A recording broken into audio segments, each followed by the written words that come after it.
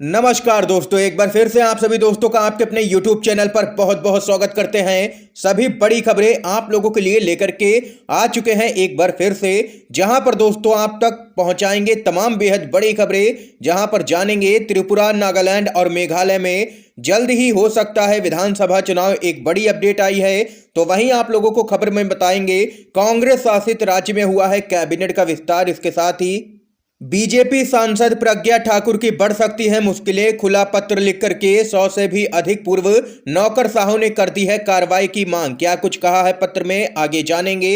और वहीं इस बीच भारत जोड़ो यात्रा से बड़ी खबर आ रही है। कड़ाके की सर्दी के बीच कई ऐसी तस्वीरें सामने निकल के आई हैं जो यहां पर भारत जोड़ो यात्रा को लेकर के लोगों के बीच में उत्साह को दर्शा रही हैं। तो वहीं जानेंगे दोस्तों अगली बड़ी खबर में। महाराष्ट्र में वेंटिलेटर पर है सरकार, फरवरी में मुख्यमंत्री शिंदे दे सकते हैं इस्तीफा, शिवसेना का बड़ा दावा।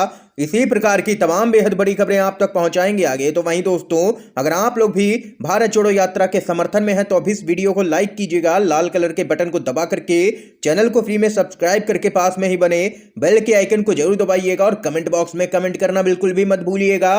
जय हिंद, जय भारत। दरअसल दोस्तों पहली बड़ी खबर बताते चले। त्रिपुरा, नागालैंड और मेघालय में फरवरी में हो सकते हैं विधानसभा के चुनाव। तैयारी में जुटा है निर्वाचन आयोग। भारत के मुख्य चुनाव आयुक्त राजीव कुमार की अध्यक्षता में चुनाव आयोग को 16 सदस्यीय दल विधानसभा चुनाव की तैयारियों की समीक्षा के लिए 11 जनवरी को त्रिपुरा पहुंचेगा। यही टीम नागालैंड और मेघालय जैसी चुनावी राज्यों का भी दौरा करेगी। चुनाव आयोग फरवरी के दूसरे सप्ताह से पहले इन राज्यों में चुनाव कराने की योजना बना रहा है। तो वहीं दूसरी तरफ खबर बताते चले, मध्य प्रदेश से आ रही है। नफरत फैलाने का काम कर रही है बीजेपी सांसद प्रज्ञा ठाकुर। खुला पत्र लिख करके 100 से भी अधिक पूर्व नौकरशाहों ने की है कार्रवाई की मांग। जी हां दोस्तों, खबर बताते चले, देश के 100 से भी अधिक पूर्व नौकरशाहों ने भड़काऊ भाषण देने के लिए भोपाल से बीजेपी की सांसद प्रज्ञा सिंह ठाकुर के खिलाफ कार्रवाई करने की मांग की है। पूर्व नौकरशाहों ने प्रज्ञा के द्वारा कर्नाटक में दिए गए उनके एक भाषण को लेकर के दावा किया है कि यह गैर हिंदू समुदायों के खिलाफ नफरत फैलाने वाला है बयान। इस खुले पत्र में पूर्व नौकरशाहों ने कहा है कि प्रज्ञा ठाकुर ने बार बार भड़काऊ भाषण देने और नफरत फैलाने के चलते संसद सदस्य होने का नैतिक अधिकार खो दिया है। पत्र में कहा गया है कि संसद के सदनों पर एक विशेष जिम्मेदारी होती है जो देश के लिए कानून बनाते हैं। निश्चित रूप से इसके सदस्यों को संविधान के सिद्धांतों का उल्लंघन करने की अनुमति किसी भी कीमत पर नहीं दी जा सकती है। इसलिए हम लोकसभा के माननीय अध्यक्ष से आग्रह करते हैं कि इस मामले को उचित कार्रवाई के लिए लोकसभा की आचार समिति को तत्काल भेजें और प्रज्ञा ठाकुर पर तत्काल प्रभाव से कार्रवाई होनी चाहिए। पत्र पर हस्ताक्षर करने वाले 103 लोगों में दिल्ली के पूर्व उपराज्यपाल नजीब जंग, पूर्व विदेश सचिव शिवशंकर मेनन, भारतीय पुलिस सेवा यानी कि आईपीएस के पूर्व अधिकारी एएस दुलत जैसे तमाम दिग्गज लोग शामिल हैं, जिन्होंने यहां पर प्रज्ञा ठाकुर के खिलाफ कार्रवाई की मांग कर दी है। तो वहीं एक और बड़ी खबर बताते चलें। भारत जोड़ो यात्रा, कड़ाके की सर्दी के बीच पदयात्रा को लेकर के लोगों में जबरदस्त उत्साह देखने को मिला है। शर्ट निकाल करके डांस करते हुए नजर आए हैं भारत यात्री। खबर बताते चलें, कांग्रेस की भारत जोड़ो यात्रा लगातार जारी है।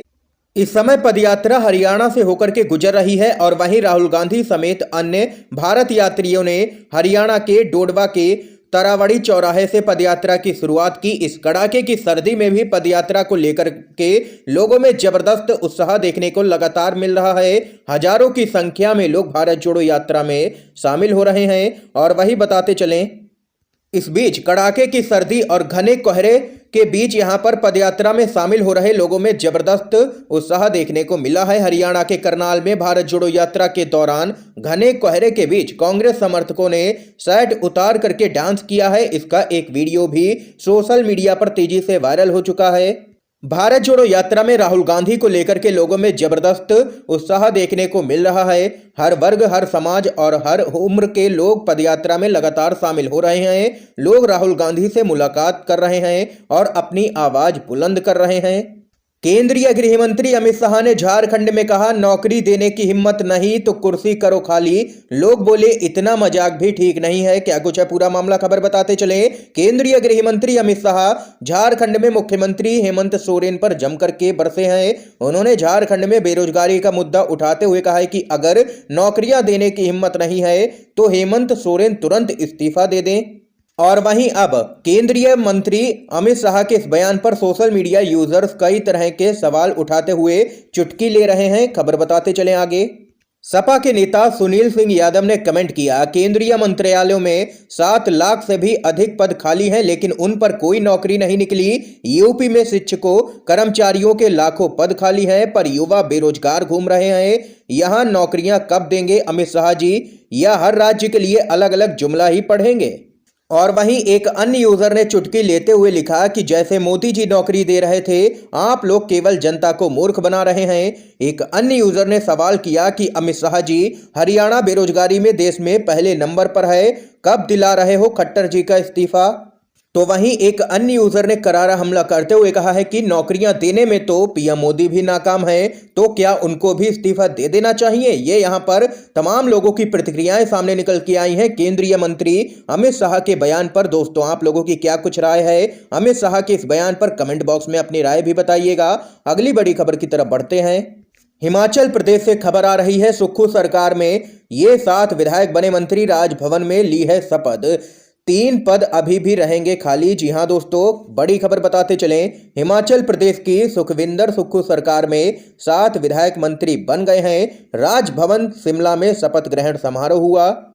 शपथ लेने वाले लोगों में यहां पर शामिल हैं डॉक्टर धनीराम शांडिल, चंदर कुमार, हर्षवर्धन चौहान, जगत सिंह नेगी, रोहित ठाकुर, अनिरुद्ध सिंह और विक्रमादित्य सिंह ने कैबिनेट के मंत्री के रूप में शपथ ली है। ये यहां पर हिमाचल प्रदेश में कांग्रेस सरकार ने किया है कैबिनेट विस्तार। एक और बड़ी खबर की तरफ चलते हैं।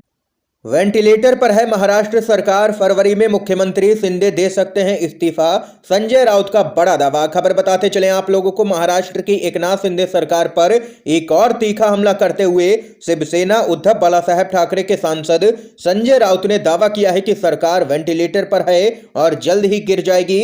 संजय राउत ने मीडिया से बातचीत करते हुए कहा कि सुप्रीम कोर्ट के फैसले के बाद यहां पर शिंदे गुट के 16 विधायक अयोग्य हो जाएंगे और सरकार खुद ब खुद गिर जाएगी, क्योंकि यह अवैध और असंवैधानिक है। राज्यसभा सदस्य संजय राउत ने कहा कि शिंदे गुट के 16 विधायक फरवरी में डिस्क्वालीफाई हो जाएंगे, उसके बाद शिंदे फडणवीस सरकार गिर जाएगी। संजय राउत ने कहा कि समय शिंदे फडणवीस सरकार वेंटिलेटर पर है और सिर्फ 40 विधायकों को संतुष्ट करने में लगी है, बाकी महाराष्ट्र की जनता का कोई भी काम नहीं हो रहा है। उन्होंने कहा कि शिंदे गुट के 16 विधायकों को दल बदल कानून के तहत अयोग्य होने से कोई भी नहीं रोक सकता है। इसके साथ ही संजय राउत ने आगे यह भी बात कही है कि सभी राजनीतिक दल के नेता जानते हैं कि यह सरकार गिरने वाली है, इसलिए सभी दल आगामी चुनाव की तैयारी कर रहे हैं। ये यहां पर संजय राउत ने बड़ा दावा किया है महाराष्ट्र की राजनीति को लेकर के। एक और बड़ी खबर बताते चलें। यूपी से खबर आ रही है, अचानक सुबह सुबह सपा नेताओं के साथ में पुलिस हेडक्वार्टर पहुंचे पूर्व मुख्यमंत्री अखिलेश यादव, बताया अंदर का हाल। समाजवादी पार्टी के प्रमुख और पूर्व मुख्यमंत्री अखिलेश यादव अचानक से सुबह सुबह लखनऊ में पुलिस हेडक्वार्टर पहुंच गए। इस दौरान उनके साथ में कई सपा के नेता भी मौजूद रहे। लखनऊ में पुलिस मुख्यालय पहुंचने के बाद समाजवादी पार्टी ने कहा है कि वहां एक भी जिम्मेदार व्यक्ति मौजूद नहीं था। दरअसल आप लोगों को बता दें कि सपा कार्यकर्ताओं के खिलाफ फर्जी मुकदमों के मुद्दे को लेकर के अखिलेश यादव पुलिस मुख्यालय पहुंचे। अखिलेश यादव ने सपा कार्यकर्ताओं की गिरफ्तारी पर विरोध भी जताया है। अखिलेश यादव सपा कार्यकर्ताओं की गिरफ्तारी के खिलाफ पुलिस मुख्यालय पहुंचे और उन्होंने सपा नेताओं को तुरंत रिहा करने की मांग भी की है। तो वहीं बताते चले, तमिलनाडु से खबर आ रही है, बीजेपी दफ्तर में जमकर के हुआ है हंगामा, नेताओं ने एक दूसरे पर फेंकी है कुर्सियां, हुई है हाथापाई। खबर बताते चले, भाजपा गुटों के बीच पार्टी पद को लेकर के विवाद में एक दूसरे पर जमकर के कुर्सियां बरसी हैं। इसका एक वीडियो भी सामने आ चुका है। दरअसल कई निर्वाचन क्षेत्रों के लिए शक्ति केंद्र पदों की अनुमति देने के लिए एक मीटिंग भारतीय जनता पार्टी की तरफ से बुलाई गई। इस बैठक के दौरान यहां पर कुछ ऐसी तस्वीरें सामने निकल के आई हैं जिससे भाजपा की काफी फजीहत हो रही है। इस बैठक के दौरान पदों को लेकर के दो गुटों के बीच में जमकर के हाथापाई देखने को मिली है और एक दूसरे के गुटों पर जमकर के कुर्सियां भी बरसाई गई हैं बीजेपी नेताओं और कार्यकर्ताओं की तरफ से। इस बीच एक और बड़ी खबर आ रही है CAA को लेकर के। अभी लागू नहीं होगा नागरिकता संशोधन कानून, गृह मंत्रालय ने 6 महीने का मांगा है समय। बड़ी खबर आ रही है, नागरिकता संशोधन अधिनियम को लागू करने के लिए केंद्र सरकार ने 6 महीने का और समय मांगा है। गृह मंत्रालय ने कहा है कि नागरिकता संशोधन अधिनियम को लागू करने के लिए 6 महीनों की और जरूरत है, इसके बिना इसे लागू नहीं किया जा सकता है। आपको बता दें कि लगातार 7वीं बार समय अवधि को बढ़ाने की मांग की गई है। इस अधिनियम को 2019 में पास किया गया था। इस अधिनियम को पाकिस्तान, अफगानिस्तान और बांग्लादेश से आने वाले हिंदू, सिख, पारसी, क्रिश्चियन, बौद्ध और जैन धर्म के लोगों के लिए लाया गया था। लेकिन इस बीच यहां पर इसको लागू करने के लिए गृह मंत्रालय की तरफ से 6 महीने का और समय मांगा गया है। लगातार इस कानून को लेकर के देश में कई जगह पर विरोध प्रदर्शन भी होते रहे हैं। तो वहीं एक और बड़ी खबर जान लेते हैं। जाति जनगणना पर नीतीश कुमार को मिला है शरद पवार का साथ। महाराष्ट्र में अब बीजेपी पर बढ़ेगा दबाव। जी हां दोस्तों, खबर बताते चलें। एनसीपी के प्रमुख शरद पवार ने बिहार में जाति आधारित जनगणना कराए जाने को लेकर के नीतीश कुमार का समर्थन किया है। शरद पवार ने कहा है कि हम भी कई वर्षों से राज्य में जाति आधारित जनगणना की मांग करते आ रहे हैं। एनसीपी के नेता ने एक प्रेस कॉन्फ्रेंस के दौरान यह बड़ी बात कही है। ये यहाँ पर दोस्तों इस समय की आज की तमाम बेहद बड़ी खबरें, मुख्य समाचार थे जो हमने आप लोगों तक पहुंचाए। अगर आप लोगों को ये वीडियो पसंद आया हो तो अभी इस वीडियो को लाइक कीजिएगा, ज्यादा से ज्यादा इस वीडियो को शेयर कीजिएगा अपने सभी दोस्तों में। वीडियो देखने के लिए दोस्तों आप सभी का बहुत बहुत धन्यवाद।